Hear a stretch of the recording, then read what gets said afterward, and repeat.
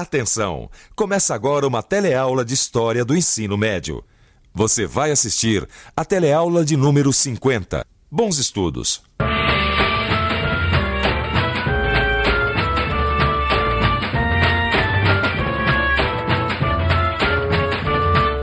Se até hoje a gente se surpreende ao entrar numa indústria, imagina só o impacto que não deve ter causado uma linha de produção 100 anos atrás, quando a indústria estava dando seus primeiros passos no Brasil. Como foram esses passos?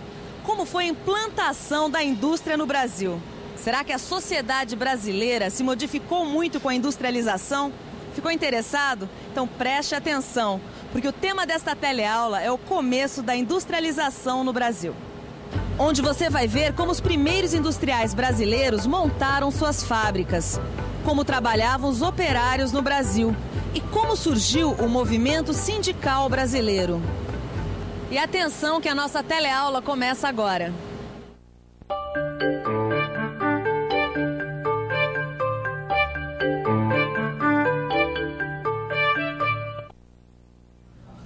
Hoje em dia, quando a gente entra no supermercado e vê todos esses produtos que foram produzidos em uma fábrica, a gente pode ter até a impressão de que não daria para viver sem esses produtos. Mas não sei se você sabe, toda a indústria e essa forma de produzir em série é muito recente na história da humanidade. Mas recente quanto? Há quanto tempo o homem começou a produzir em fábricas? Fim do século XVIII.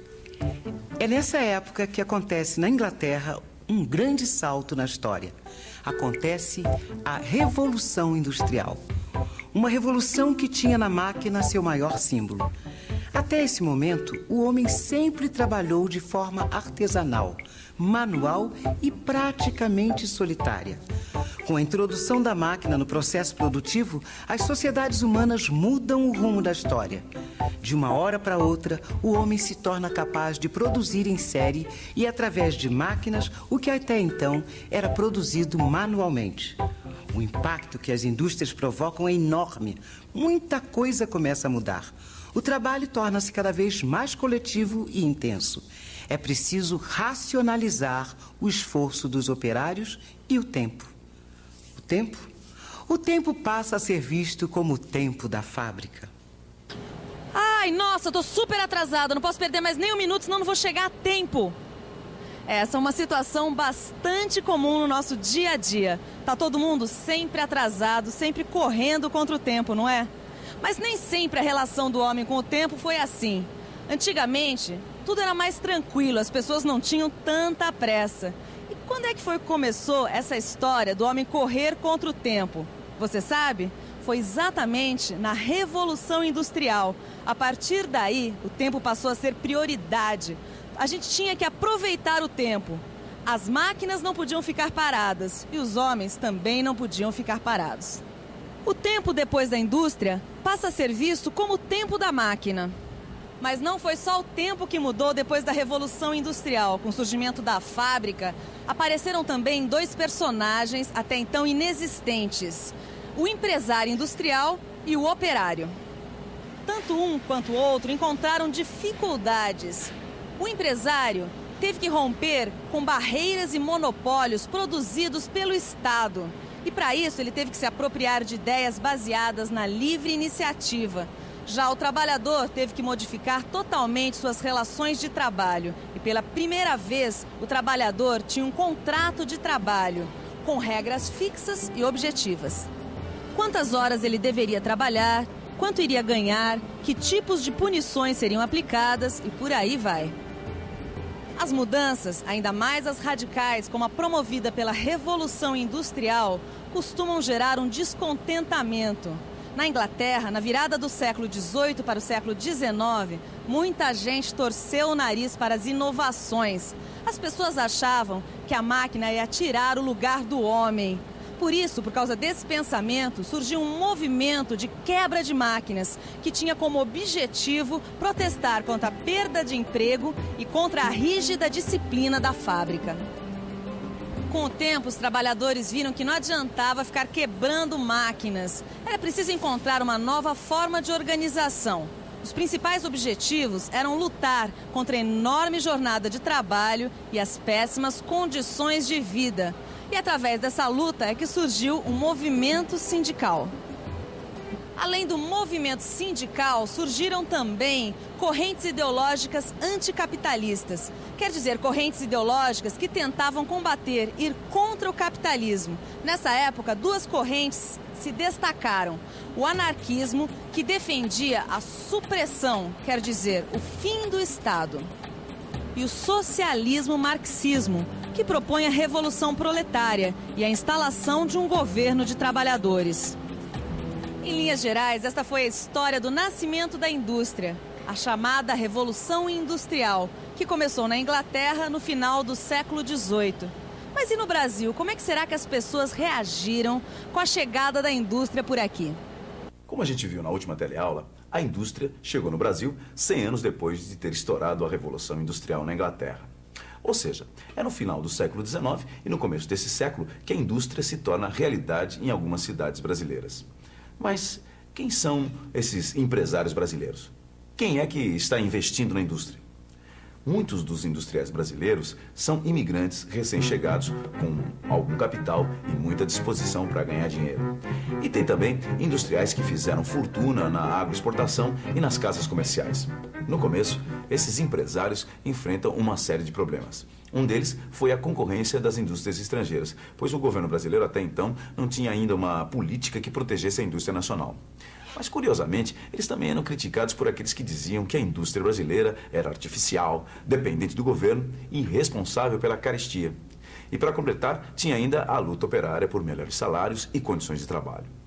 Bem, essa pressão toda levou os empresários a criar associações de classe para defender seus interesses. Além disso, eles também passaram a difundir a ideia de que a sua riqueza era fruto do seu esforço pessoal e não de privilégio do governo.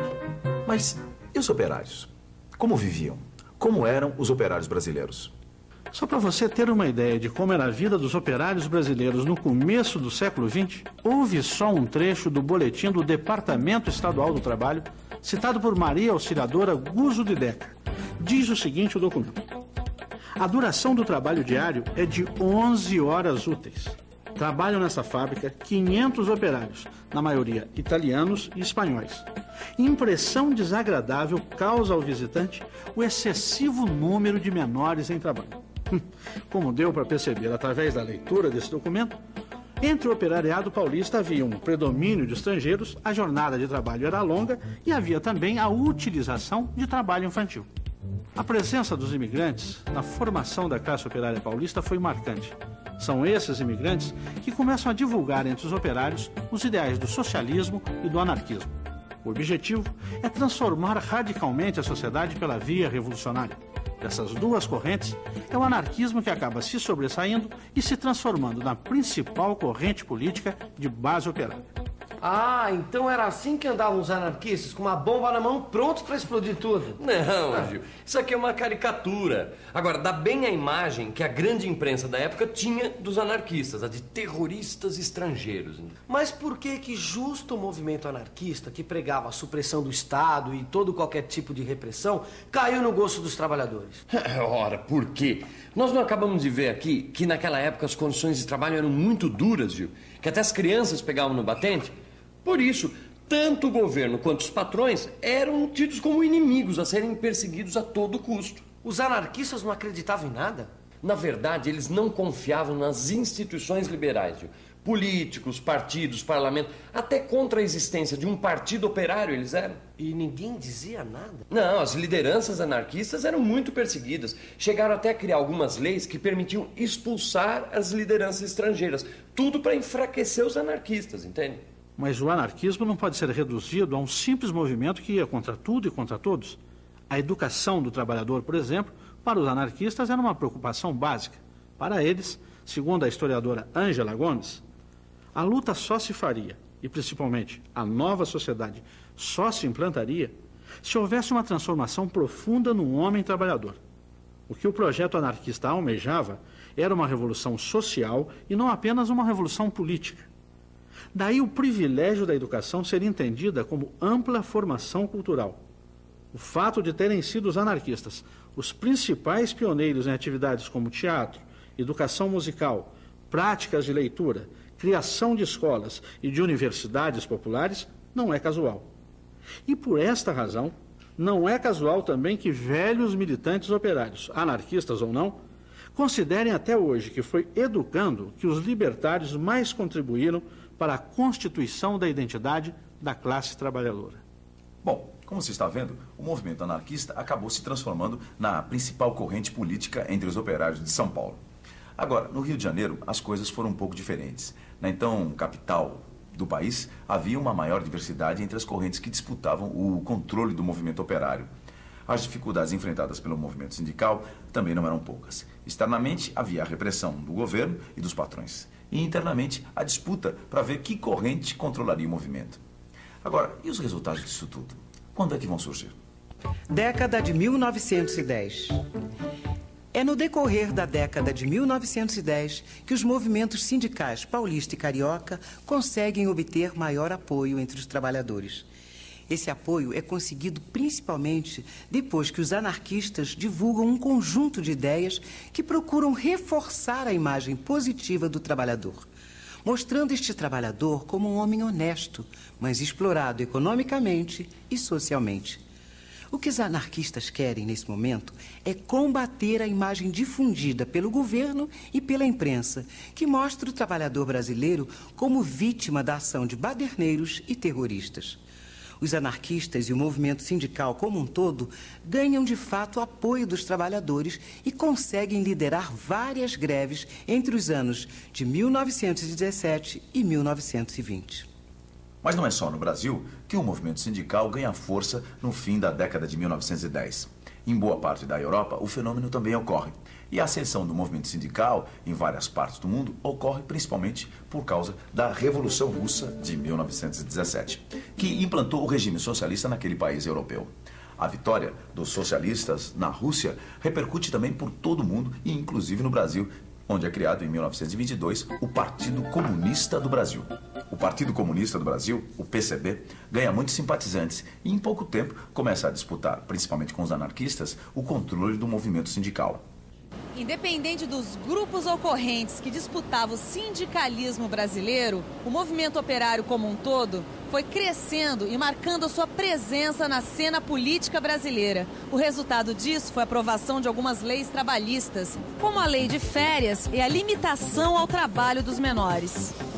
Mas é claro que regulamentar e aplicar essas leis não foi nada fácil. O empresariado resistiu quanto pôde. E atenção, se liga aí que é hora da revisão. Na teleaula de hoje, você viu como nasceu a indústria brasileira. Você ficou sabendo quem foram os primeiros industriais brasileiros e como eles montaram suas fábricas. E como era a vida de um operário naquela época. Por fim, você viu como surgiu o movimento sindical brasileiro. Como você pôde perceber nessa teleaula, o Brasil no começo do século, principalmente por causa da indústria, sofreu grandes transformações. Surgiu o empresário e o operário. O movimento sindical ganhou força. E a sociedade brasileira ficou mais complexa, mais diversificada e ficou principalmente descontente com as elites.